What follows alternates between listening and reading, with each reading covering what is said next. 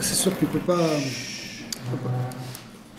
ne pas parler de ce qui s'est passé Shabbat à Pittsburgh. Tout le monde est préoccupé par ça et choqué. Et effectivement, il y a un point ici qui est quelque chose de... D'abord, c'est sûr qu'il y a des crimes de haine, il y en a un peu partout, aux États-Unis en particulier, pas seulement contre les Juifs, mais il y a quelque chose de spécial dans l'antisémitisme. On cherche, où les antisémites, ils essayent de faire du mal et de tuer les Juifs parce qu'ils sont Juifs.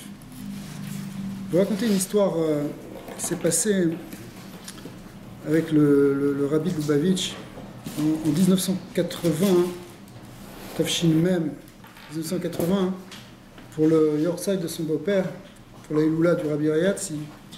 Il a fait un grand Farbringen comme chaque année. Et cette année-là est venu, il y avait un invité spécial qui était le Rav Yosef Dov Soloveitchik, qui était le grand maître aux États-Unis, en tout cas, de la Chita Litvish, lituanienne. C'était lui-même le descendant du Rav Chaim de Brisk. Et c'est un gadol, un très grand gadol, mais il se trouve qu'il était l'ami personnel du rabbi, ils s'étaient connus pendant les années 30. Et ils avaient une amitié très spéciale, bien que c'était une Chita différente, entre la Chita Chabad et la Chita Litvish. Et le Rav Yosef Dov est venu, il a été assis juste à côté du Rabbi, en Farbringen. Le Rabbi, pendant ce Farbringen qui a duré plusieurs heures, il a fait 4 sioux de Gemara, et en développant à chaque fois des idées très très profondes dans la Gemara, dans la Chassidut, la Kabbalah. Et le Rav Yosef Dov a écouté, il était là. Il est resté pendant 4 heures en Farbringen, après il est rentré. Ils se sont chaleureusement salués, c'était une amitié très profonde. Et le lendemain, il y avait un des Rav qui était venu avec le Rav Yosef Dov, il était Beit Paalout, il a dit, hier c'est terminé la marloquette qu'il y avait entre le Baal HaTanya et le Gaon de Vilna. Baal HaTanya, c'est l'ancêtre du Rabbi, et le Gaon de Vilna, c'est l'ancêtre spirituel du Rav de Brisk, de Rabbi Yosef de Soloveitchik. Ça s'est arrêté maintenant, c'est fini, la marloquette est finie. Alors le Rav Yosef Dov, c'était en 1980, il s'est retourné vers lui, il dit non, la marloquette, elle s'est arrêtée il y a 40 ans à Auschwitz. Pourquoi? Parce que les Allemands, ils marchaient même, mais c'est pas que eux, on voit aujourd'hui ce qui se passe encore. Eux, ils faisaient pas attention s'il y en a un, c'est un Litvish, un Chassid, un religieux, un pas religieux, un gauchiste, un communiste, un socialiste, un capitaliste, ce que tu veux. Du moment qu'il était juif, ils allaient le chercher. Les Allemands, ils avaient une manie que même un petit enfant, on va faire un effort pour aller le chercher.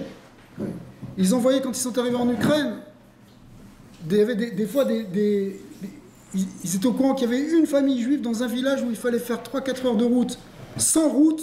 À l'époque, c'était des chemins, des fois, dans certains endroits, c'était des routes qui étaient... C'était pas des routes, mais ils allaient passer 2 jours pour aller chercher 3 personnes. Ils ne voulaient pas laisser un juif. En quelque sorte, le rabbi, lui, il a montré que le point qu'on devait faire, qu'on devait prendre, après justement cet événement de la Shoah où il y avait le summum, en quelque sorte, de l'antisémitisme, c'est que nous aussi, on ne va pas laisser un juif de côté. Si eux, ils faisaient attention, ils étaient tellement médagdek, ils écrivaient, ils avaient des listes, ils allaient chercher même des gens qui... Nous aussi, en quelque sorte, on ne doit pas laisser une personne de côté. Eux, nos ennemis, ne laissent pas une personne de côté. Nous aussi, on ne doit pas laisser une personne de côté, premièrement. Et deuxièmement, et de même que eux, ils ne faisaient pas de différence entre la tendance ou la coloration de ce juif. Nous aussi, on doit faire attention à ça. C'est-à-dire que même celui qui est le plus éloigné, qui est le moins éloigné, qui est ce que tu veux, ça reste que c'est un juif. En vérité, dans la définition du rabbi, il n'y a pas réellement religieux par religieux. Il n'y a que des juifs. Soit tu es juif, soit tu ne l'es pas. Un juif, c'est quoi? Alors, il est autant juif quand il pratique que quand il ne pratique pas. C'est la même chose. La différence, c'est est-ce qu'il va manifester, est-ce qu'il va exprimer, est-ce qu'il va faire sortir dans ce monde ce potentiel d'essence divine qui est en lui. C'est ça la différence. Mais l'essence divine, tout le monde l'a. Okay? C'est ça qui définit un juif. La réponse que nous, on peut avoir face à des choses comme ça, une fois qu'on a passé les sentiments de colère, de tristesse, de désespoir, de rage, quand on voit des choses comme ça, une fois qu'on a passé le côté sentimental, c'est de se dire qu'il faut au contraire exister plus. Il faut qu'on existe plus en tant que juifs. Eux, ils veulent nous anéantir, ils veulent nous détruire. C'est pas nouveau. Veishe Amda Lavotenu, c'est pas... ça fait des générations et des générations, on le dit déjà dans la Haggadah, que dans toutes les générations, ils veulent nous détruire. Mais ce qu'on doit faire et ce qu'on doit transmettre à nos enfants, c'est au contraire de venir et de manifester et d'exister en tant que juifs et d'amener cette vérité que nous tenons. Parce qu'en réalité, c'est une lutte à un niveau beaucoup plus profond, c'est une lutte contre Amalek, c'est une lutte contre l'idée même de Dieu qui est derrière. Ouais. En tout cas, l'idée du Dieu qui est véhiculé par Israël, pas celui qui est véhiculé par d'autres, qui est un Dieu de mort. Nous, c'est un Dieu de vie. Donc au contraire, maintenant, il faut en rajouter. Et puisqu'on parle d'un Dieu de vie, en réalité, c'est lié ici avec ce qu'on voit au début de la paracha. Le premier verset dit « Vayu chayesara, mea shana ve'esrim shana ve'sheva shanim, shne chayesara » Les jours de la vie de Sarah. De la vie de Sarah. Et les Chachamim vont insister sur dire « On est en train de parler de sa mort, mais on parle de sa vie. » Pourquoi ? Parce que ce qui compte, c'est la vie. C'est pas... Vous savez, il y a des philosophies où il y a des tendances où toute la finalité, c'est d'arriver... C'est la mort, et la mort, et la mort, partout. Il faut mourir.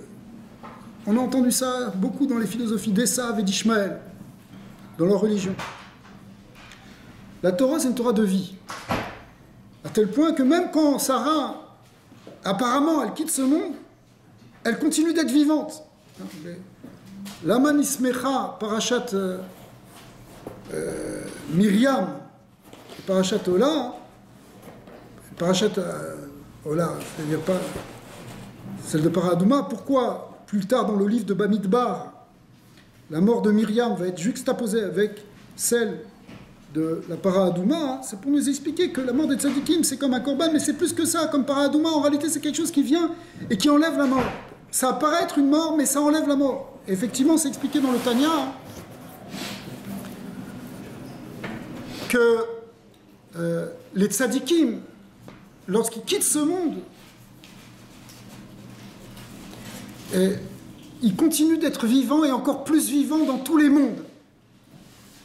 Ainsi, c'est marqué comme ça dans le Zohar. Et le Baal HaTanya dit, d'accord, je comprends dans les mondes supérieurs, la Neshama, elle peut s'élever, mais dans tous les mondes, ça veut dire même dans ce monde. Comment il peut être plus vivant dans ce monde? Alors il explique qu'en réalité, la vie des tzadikim, c'est leur vie spirituelle, c'est ça qui les fait vivre. Ils vivent d'amour d'Hachem, de crainte d'Hachem, de dvekout d'Hachem. Et cette vie spirituelle, pas la vie du corps qui est inerte, qui subit en quelque sorte. Cette vie-là, eux, ils sont tellement spirituels qu'ils continuent d'être vivants et même d'être encore plus vivants et d'être encore plus actifs parce qu'ils sont plus limités par le corps. Une fois, le rabbi Aaron de Bels, Rabbi Aaron de Bels, c'était le rabbi précédent de Bels, qui était le rabbi déjà dans les années 30 et il a été sauvé. Il a été sauvé pendant la Shoah, en 1940, parce que ces chassidim ont tout fait pour le sauver. Ils ont compris que c'était fini. Et Bels, c'était une petite ville en Pologne, où il y avait une très grande communauté juive Bels. Ils avaient une grande synagogue énorme. D'ailleurs, la grande synagogue qui a été reconstruite maintenant à Yerushalayim, là, qui ressemble un peu à un Beth Amikdash. Ouais. En réalité, c'est une réplique même un peu améliorée de l'ancienne synagogue de Bels, qui était à Bels. C'était une synagogue où, au Shabbat, il y avait 5000 personnes dedans. À Bels. Les nazis, quand ils ont voulu la détruire, ils ont essayé de la brûler, ils n'arrivaient pas à la brûler. Ils ont essayé de la faire sauter à la dynamite, ils n'arrivaient pas à la faire sauter à la dynamite. Finalement, pour la détruire, ils ont été obligés de forcer les Juifs à la défaire pierre par pierre. Ils marchaient même comme des esclaves. Quand ils ont compris ils ont fait un sauvetage du Rabbi de Bels, c'était quelque chose... Le Aaron de Bels, il est considéré comme un kadosh, c'était un malach, il était très très rouhani. D'ailleurs, une fois, il a rencontré le Rabbi, il lui a fait une bracha. Pareil. Le rabbi lui a fait une bracha? Non, le rabbi Aaron lui a fait une bracha. Il était plus âgé.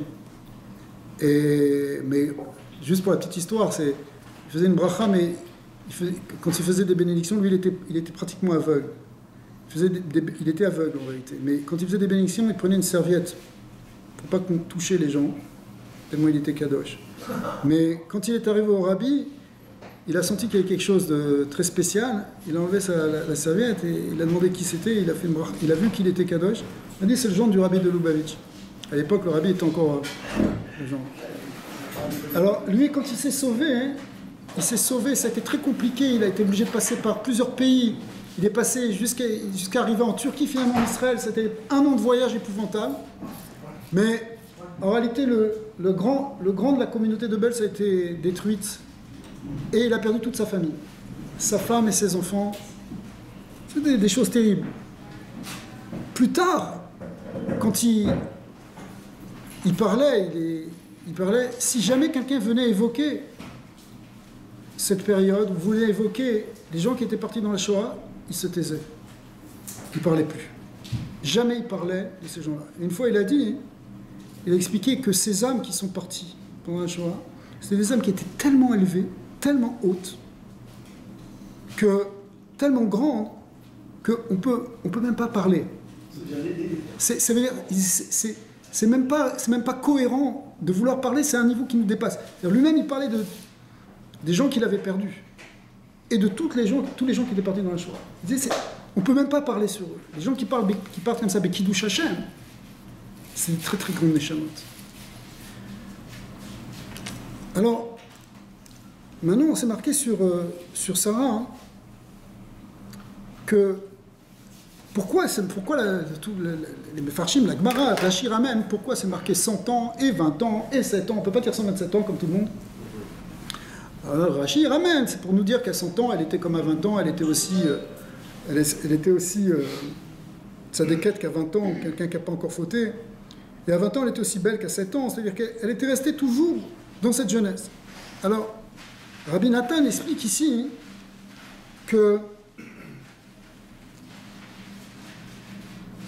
en réalité, שאפילו כשמגיע לימי הזקנה, יהיה בעיניו ודאי ענייניק לגמרי, כאילו לא התחיל לחיות לעבוד השם כלל, ויתחיל לחיות בעבודתו יתברך, בכל פעם מחדש. Il explique ici un concept très important, qui a été symbolisé par une phrase de Rabbi Nachman qui dit qu'il est interdit d'être vieux. D'accord ? Évidemment, c'est difficile à comprendre a priori. Comment tu veux éviter la vieillesse? On n'a pas réussi encore pour l'instant à isoler le gène de la vieillesse et l'éliminer. Mais l'idée, c'est de rester jeune. Sarah, elle est restée vivante. Le point, elle était vivante pendant 127 ans. Elle a rempli complètement ses jours et ses années, etc. Mais elle était vivante parce qu'elle est restée jeune. Ça veut dire quoi, rester jeune? C'est quelqu'un qui considère qu'il commence aujourd'hui. Si tu penses que ta vie, elle est derrière toi, ouais, j'ai raté, j'ai fait tout ça, bon, ok. Ou je suis assis sur mon passé, sur ma gloire, ce que tu veux, ou sur mes échecs, alors tu ne peux plus avancer.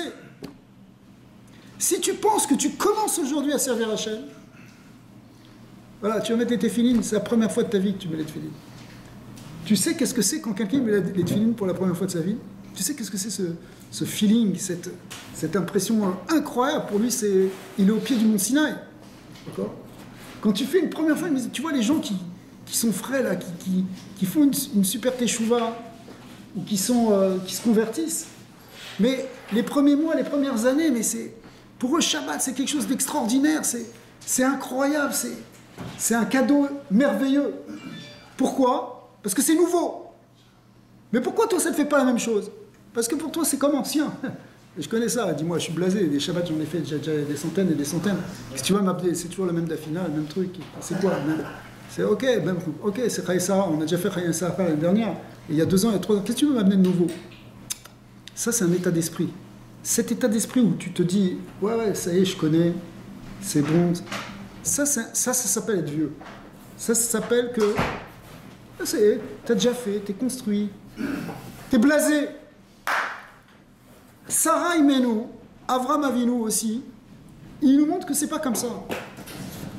Il faut avoir la même fraîcheur, la même intensité, la même excitation, même après des dizaines et des dizaines d'années qu'au début. Tu vois, des tzadikim, ils sont là, ils sont joyeux comme des enfants. Le lachoniste Rabbi Nathan, il dit, il faut que tu commences comme si tu es un bébé. Ouais. Comme si tu es un bébé, tu commences. Regarde un enfant, tu prends un petit enfant de 2-3 ans qui découvre la vie, mais il est frais, il veut apprendre, il veut faire tout seul. Non, je veux pas, laisse-moi faire, il a une joie dans ce qu'il fait. Être vieux, c'est que c'est tellement blasé que tu n'éprouves plus. Pourquoi ce phénomène il existe alors? Ça, c'est le phénomène du Yetzara. C'est l'usure que le Yetzara il te donne. Mais c'est un Yetzara. Et même quand c'est un Yetzara de quelqu'un qui pense qu'il connaît, ça peut être même pour un sage. Ouais, ça y est, je connais. Je maîtrise. Tu maîtrises, mais qu'est-ce que tu connais encore? Le vrai Chacham, le vrai tzaddik, il se dit qu'il a encore tout à apprendre. Et il a tout à apprendre parce que la Torah est infinie. D'accord? Ah, maintenant, il connaît énormément, évidemment, il va te répondre aux questions, il va enseigner, etc. Mais son esprit à lui, c'est comme... Il est encore un jeune étudiant. Tu comprends?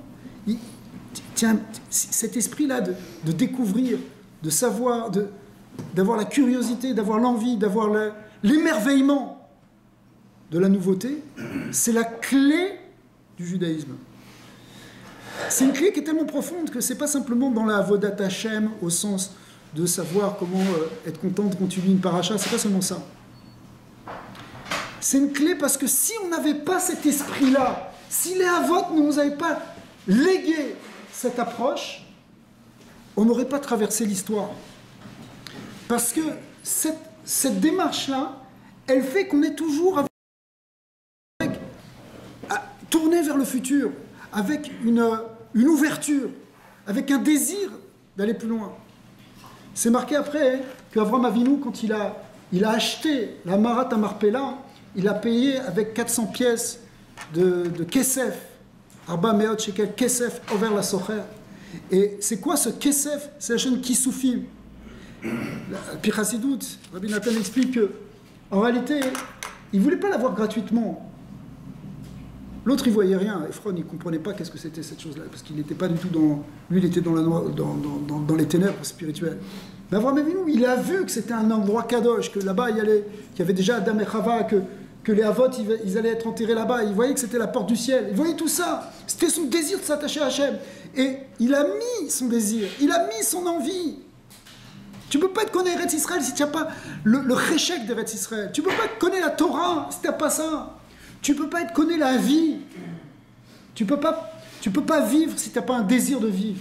La vie, c'est une pulsion de vie qui fait qu'on vit.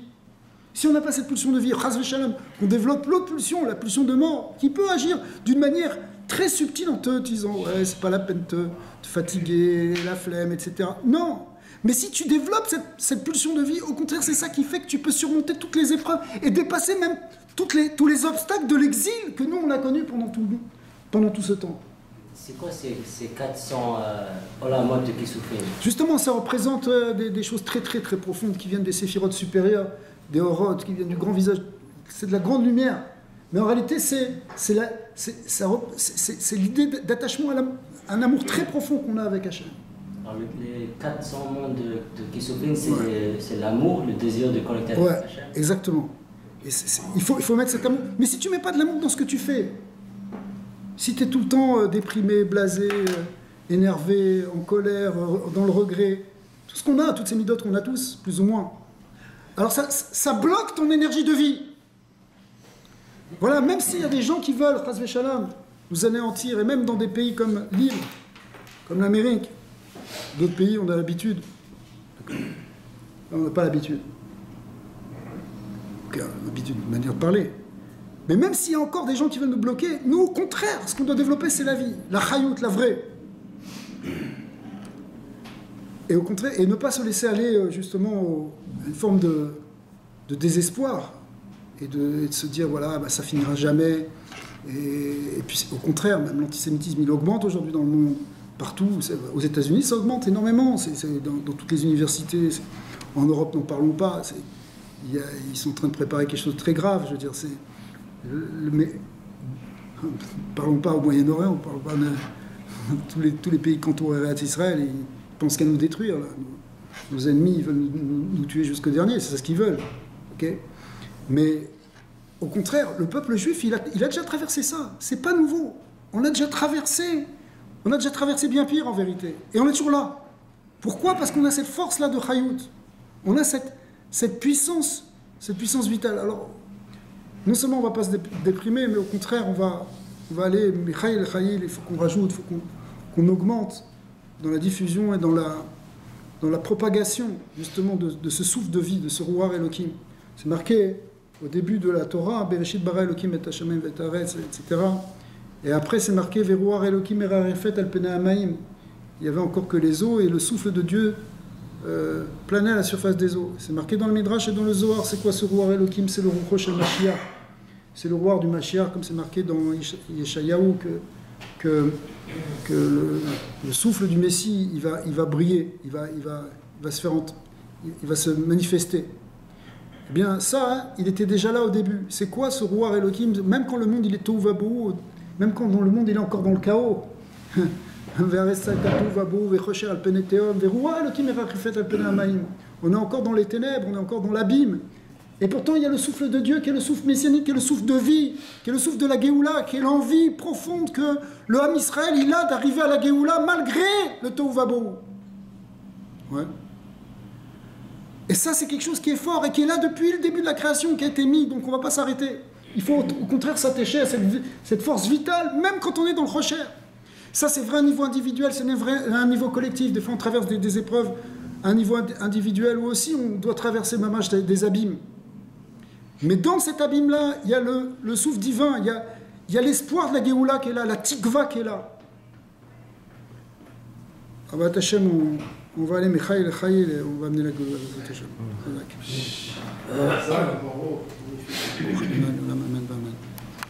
Amen.